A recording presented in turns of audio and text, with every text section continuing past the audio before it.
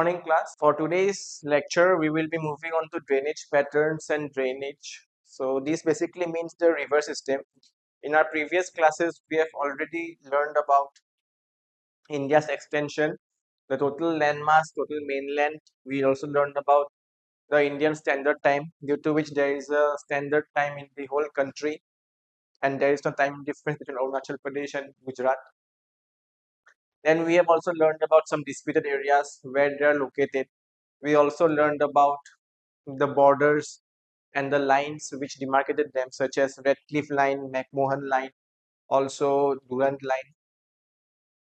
In our previous class, we learned about Himalayas, the mountain ranges, the Greater Himalayas, Middle Himalayas, Outer Himalayas, the Eastern Hills, the highest peaks of those hills, their various features, their regional divisions such as Punjab Himalaya, Nepal Himalaya, where they are situated, what is their width, their location, all these we have covered in our previous classes.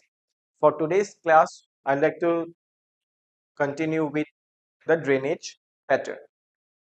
So what is drainage system? A drainage basin includes streams and rivers and the land surface. The drainage basin acts as a funnel by collecting all the water within the area covered by the basin and channeling it into a single point. Then we come on the drainage divide. So what is drainage divide? Drainage divide is usually a ridge or a high platform. Adjacent drainage basins are separated from one another by a drainage divide. River basins and watersheds are areas of land that drain to a particular water body, such as a lake, stream, river, or estuary. The term watershed is used to describe a smaller area of land that drains to a smaller stream, lake, or wetland. Types of drainage pattern: dendritic, branch-like pattern, examples in the northern plains; radial, flow from a central point, for example, rivers from the Amarkantak range; trellis, parallel main rivers with right angle tributaries. Then we come on to watershed and drainage basin. So basically, watershed is a smaller area, drainage basin is a longer area. Suppose we take this example of Ganga, we will see that the whole Ganga from the origin to the end will be your drainage basin. Whereas if you take only Hooghly, that will be a watershed since it is a smaller area. In this, you can look at the difference between watershed and drainage basin. Now we come on to major drainage system. In the Arabian Sea, Indus, Narmada, Tapi drains. In the Bay of Bengal, Ganga, Brahmaputra, Mahanadi and Krishna drains. Then we come on to rivers that drain into Bay of Bengal: Mahanadi, Godavari, Krishna, Kaveri and several small rivers. Rivers that drain into Arabian Sea: Narmada, Tapi, Mahi, flowing west, as well as several small streams flow westward into the Arabian Sea. Now we come on to the Himalayan rivers. The Indus, Ganga and the Brahmaputra comprise the Himalayan river system. The Himalayan river exists even before formation of Himalayas, that is before the collision of Indian plate with the Eurasian plate. It is antecedent drainage, which means it is never empty. These rivers pass through the giant gorges carved out by the erosional activity carried on simultaneously with the uplift of the Himalayas.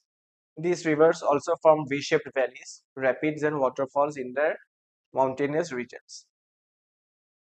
Now we come on to the Indus River system. So the Indus River system starts near Bokharchu in Tibet, near Mansarovar Lake. The country India got its name from Indus. The Indus Valley civilization was born around this river. Tributaries are Shyok, Gilgit, Zaskar. It flows through Ladakh, enters Pakistan, and finally drains into the Arabian Sea. Now we come on to Jhelum. The Jhelum River has its source in a spring at Verinag in the southeastern part of Kashmir Valley. Flows northwards. The river flows northwards into Vular Lake. Course change. From Vular, the lake Jhelum changes its course southwards. Pir Panjal Ridge. It forms a steep-sided narrow gorge through the Pir Panjal range below Baramulla. Chenab River. It joins Chenab at Tirimi. Now we come on to Chenab River.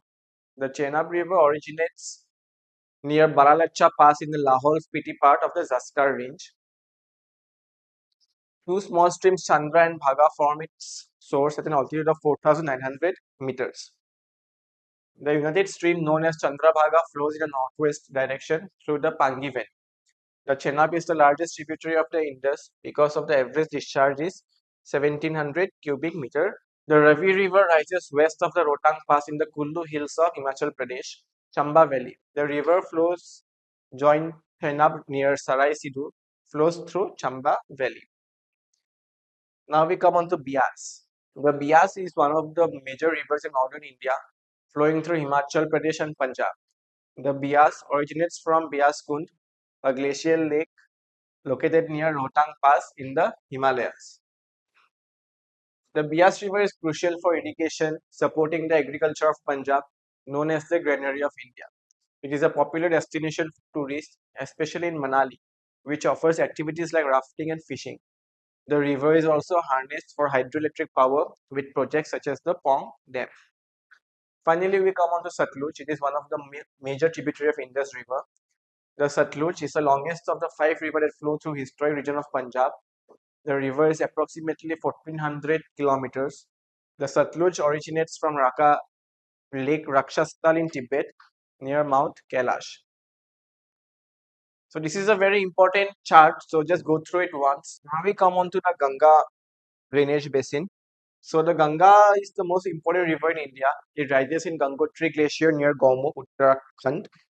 So here we can see the various tributaries of Alakananda River. Holy Ganga, its source is near Niti Pass. Its confluence is Vishnuprayag. Nandakini's source is Nanda Devi Glacier. Its confluence is Nanprayag. Pindar source is Pindari Glacier. Confluence is Karnprayag. Mandakini is Chorabari Glacier. Confluence is Rudraprayag. And Bhagirathi is Gangotri Glacier. Confluence is Devprayag. So finally we come here. This is the total tributaries of Ganga. Ram Ganga starts at Garhwal Hills and joins Ganga at Kanauj. Gomati, Gomatpal, Bhagra is Makchachung Glacier, Gandak is Nepal, Kali is Kalapani Spring, Kosi is north of Mount Everest, Mahananda is in Darjeeling Hills. So with this we have come to the end of today's class. In our next class we shall move on to Brahmaputra and the peninsular rivers. Thank you.